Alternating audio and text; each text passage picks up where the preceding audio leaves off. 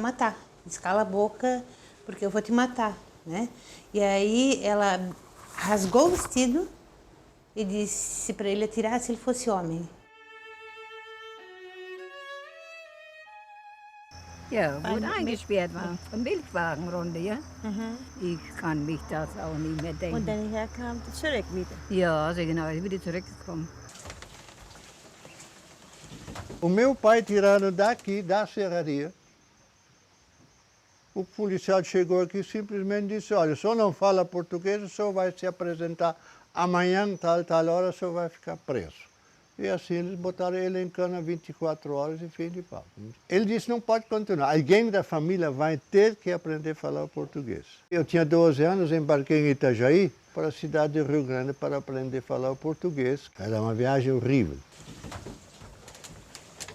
Eu sei que meu pai foi vigiado, sim, porque ele trabalhou lá no consulado alemão, então ele foi vigiado e também foi levado para Florianópolis preso.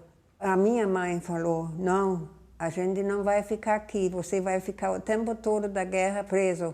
Aí, então, eles soltaram ele e nós fomos para a Alemanha em 42. De numerosos membros da representação diplomática da Alemanha, Itália e România no Brasil. Destinam-se todos a Lisboa, onde, como ato decorrente do rompimento de relações diplomáticas, se fará a troca dos mesmos por um grupo proporcional de representantes brasileiros naqueles países. Os colonos alemães aqui, que chegaram em 1850, foram perseguidos como quinta coluna. O que é que nós tínhamos a ver com a política da Europa? O que é que nós tínhamos a ver com os inimigos do Hitler, né? Ou com os amigos de Hitler? Em Blumenau tinha até uma organização filial do Hitler, tinha aqui, na Ipava-Seca. E por isso que Blumenau era visado pela polícia secreta.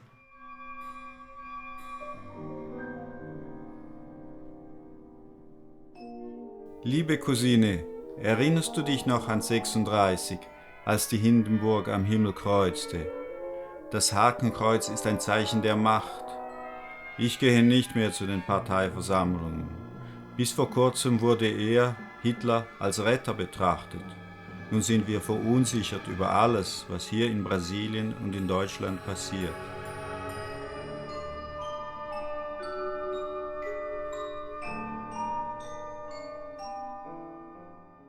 Tinha muita gente que era entusiasmada pelo Hitler, porque o que ele fez antes de ficar maluco, né? Antes de começar aquela história toda, ele deu um emprego para muita gente. Dizer, nem todo governo é só ruim, ele tem os seus lados positivos e os seus lados negativos. E quando então vira ditador, fica doido, né?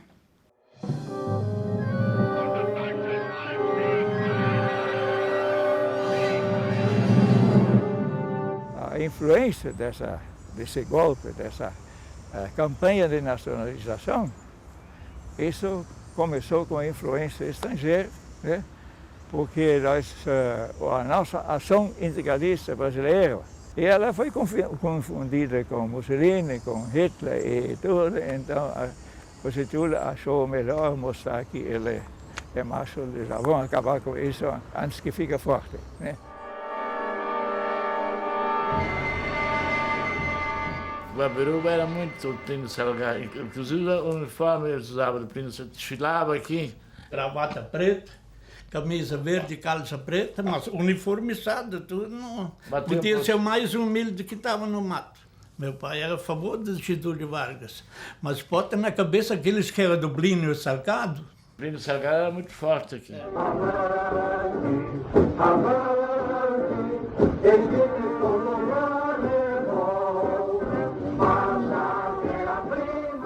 E nós éramos a mocidade do integralismo. Já tinham que cantar o hino integralismo, mocidade brasileira, etc, etc, etc. Né? Já tinha que, desde criança começou isso. Isso era que nem o nazismo, não. Guck mal, Mama, ich bin so hoch. Nicht so hoch, Martin. Junge, Jungs, ein Brief aus Deutschland. Tante Gisela hat uns geschrieben.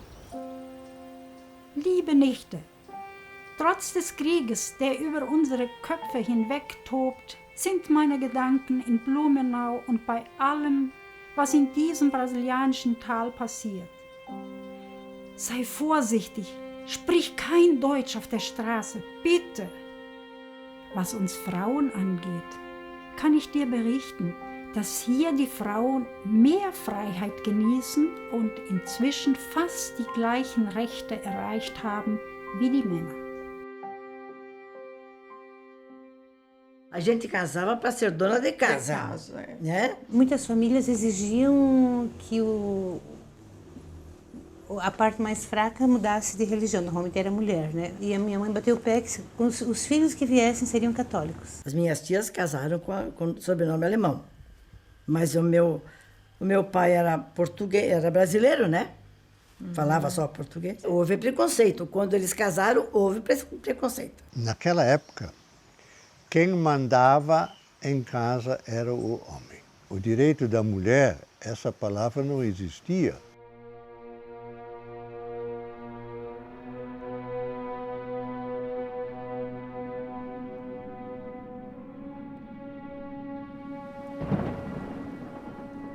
Liebes Tagebuch, heute haben mich die Kinder gefragt, was die 5. Kolonne ist.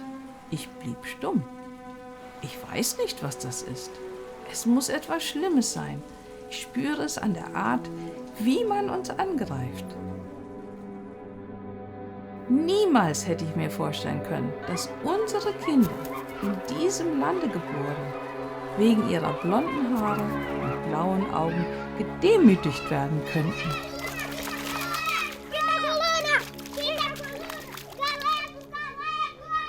Essas crianças que nos chamavam de Alemoa e Quinta Coluna, o vizinho, o pai dessas crianças era alemão. E a minha mãe ficava tão magoada, ela chorava tanto. Ela disse, nossa, agora eu tenho culpa de falar alemão, que eu sou descendente de alemão. Por que eles fazem isso com a gente, né? Tu conheceu a Dorinha Iona, que ela me machucou muito. Quando eu cheguei no aniversário da Undina Jansen, ela disse assim, e agora chegou mais uma Quinta Coluna. Eu fiquei muito marcada, principalmente. Jogavam pedras em mim, cuspiam em mim, porque eu era loira. Eu era branca, né? Eu era a única que tinha o nome alemão na minha aula. Eu vinha sozinha para casa e as minhas amigas, as colegas vinham atrás de mim, me rodeavam e queriam me esbofetar e xingavam. Então eu ficava sozinha chorando naturalmente. Eu chorava, eu chegava em casa, chorava. A gente não podia andar assim na calçada, tinha que andar no meio da rua porque a gente levava cuspidelas lá das janelas. Então isso foi muito marcado para mim. Me lembro até hoje que cuspiu aqui, sabe? Então isso eu sinto até hoje. No momento do perigo, todos os brasileiros acorrerão à defesa da bandeira. E eu estarei convosco, pronto para lutar, para vencer, para morrer. Acho que uma guerra é a coisa pior que existe. Então, e justamente a gente tinha ligação com a Alemanha, né? Então, isso foi... A gente sofreu também com isso, né?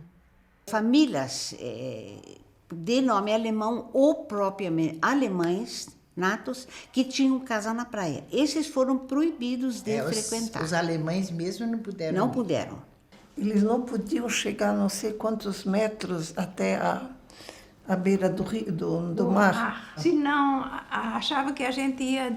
sinalizar, né? Para os submarinos, né? Essas coisas todas, né? Porque diz que Joinville refletia na Baía de Babitonga, então tinha que pôr aquelas cortinas azuis, as luzes foram realmente reduzidíssimas na rua, né? Porque podiam bombardear Joinville.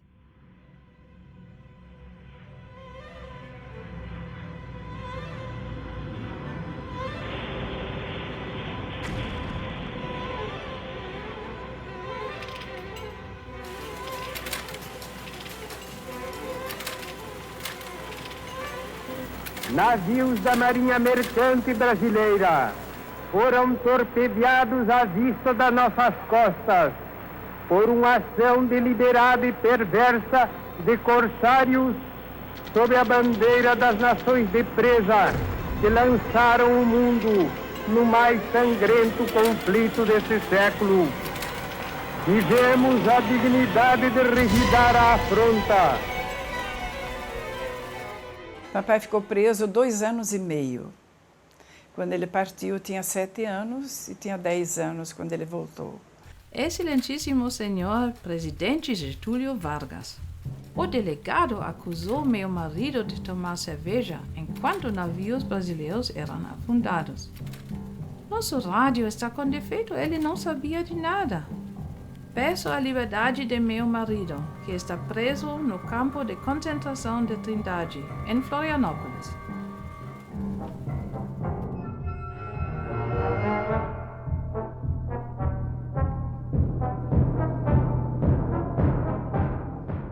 No dia 3 de setembro de 1942, fizeram uma busca em nossa casa.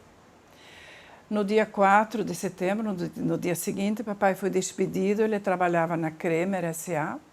E no dia 5, ele já foi levado a Florianópolis. No dia 7 de setembro, foi o dia da tradicional marcha. Havia um aviãozinho jogando panfletos e eu, assustada ainda pela prisão de meu pai, achava que eram bombas. Quase morri de medo. Após o desfile, todas as pessoas que tinham assistido foram obrigadas a marchar. E minha mãe disse, não é possível.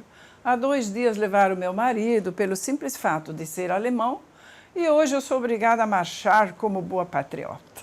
Lembro-me do primeiro Natal, em dezembro de 1942. As esposas dos prisioneiros de Blumenau fretaram um ônibus para visitar os maridos. Partimos de madrugada, pois na época ir a Florianópolis era uma viagem de algumas horas. Foi a única vez que visitei meu pai. Triste foi a hora de partir, eu chorei muito. Na rua, antes de embarcarmos no ônibus, fomos abordados por um grupo de moleques que apontavam para nós, gritando, seus quinta-colunas. Eu não sabia o significado disto, mas percebi que era algo ruim e pensei, meus compatriotas.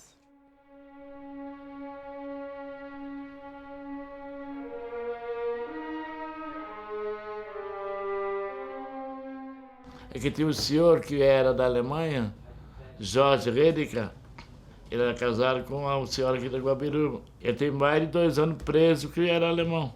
Um dos primeiros dentistas de Brusque, e os caras tinham raiva que ele estava sobressaindo, e foi denunciado. Esse material foi desenhado pelo meu avô.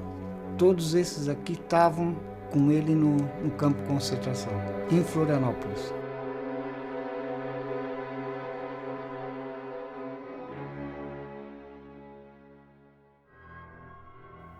Elisabeth, ich hoffe, dass dieser Brief dich erreichen wird.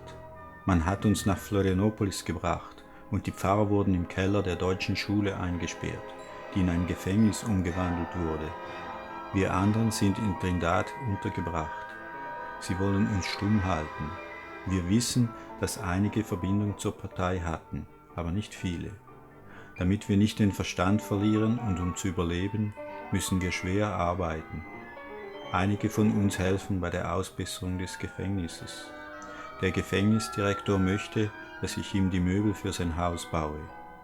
In diesen Zeiten der Verfolgung habe ich das Gefühl dafür verloren, was richtig ist und wer wohin gehört. Behüt euch Gott. Muitos foram presos, muita gente foi aí para o tal do hospício, atrás do cemitério, que era considerado um campo de concentração. Esse tio também trabalhava na loja do papai, né? E naquela hora que eles vasculharam a casa dele, aí encontraram um livro de Hitler debaixo do travesseiro, que ele estava mesmo lendo. E era Mein Kampf, aquele famoso livro. Daqui depois eles levaram para Florianópolis e de Florianópolis depois ele passou uns anos em Joinville. Aqui era o lugar que eles por primeiro chegaram, os que estavam presos na época da guerra, porque ali atrás tinha aquele, até chamavam de hospício antigamente. Começaram a chegar lá em cima, se encontraram com meu pai que trabalhava ali. Eles vinham escondidos.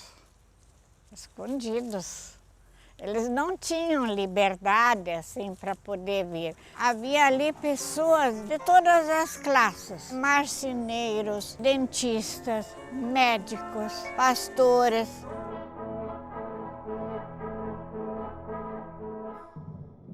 Meu pai era um operário, ele arriscou a sua liberdade, dando contato para essas pessoas. Tinha um médico muito famoso de Florianópolis, ele se chamava Dr. Gottsman, ele era professor de medicina. E os Neroramos mandaram buscar esse médico da Alemanha, e depois ele foi preso. E ele era um homem super revoltado, muito, muito revoltado. O que a gente arriscou também foi hospedar as esposas, porque a visita era proibida, claro, tinha visita, mas não era livre. Para eles terem mais liberdade e poderem falar alemão com a esposa, então as esposas ficavam morando aqui em casa. Inclusive, uma coisa muito perigosa que a gente arriscou foi que eles vinham escutar as notícias no rádio. Mas ali sempre tinha alguém rodeando, sabe, dos colegas. E ficava assobiando.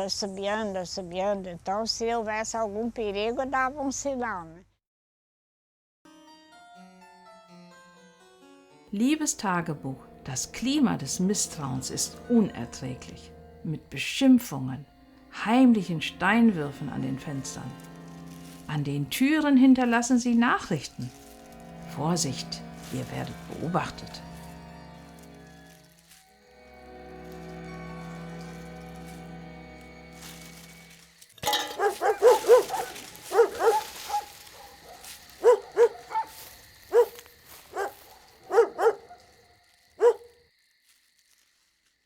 Então eles tinham uma espingarda, assim, tipo de caça.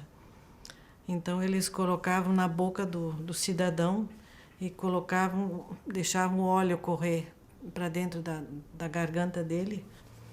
E isso eles fizeram com farmacêuticos, fizeram isso. E isso eles faziam também na área rural. O nervoso mesmo era quando a gente escutava chegar uma caminhoneta que fazia um tufi-tufi diferente, que era o pessoal que revistava a casa. Então, ali eu perdi a conta de quantas vezes. Isso eram os quartos, os colchões, os armários, tudo era revistado, tudo.